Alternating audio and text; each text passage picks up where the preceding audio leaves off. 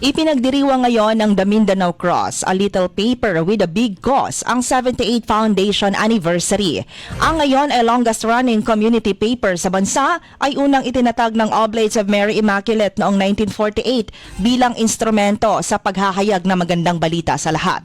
Sa kanyang mensahe, sinabi ni Cotabato Archbishop Charlie Inzon OMIDD na ngayong ika-78 Foundation Anniversary nito, ang Mindanao Cross ay mananatiling beacon of truth and hope in our society.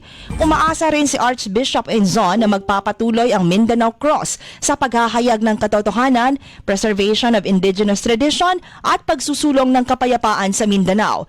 Para naman kay Oblate Provincial Superior Father Jerry Gamaliel de los Reyes, sana ay magpatuloy ang Mindanao Cross hindi lang sa paghahatid ng totoong balita, kundi pagbibigay boses sa mga voiceless at marginalized. Dasal niyang magpapatuloy ito sa pagsusulong ng pagkakaisa, kapayapaan at pagkamit ng hustisya sa Mindanao.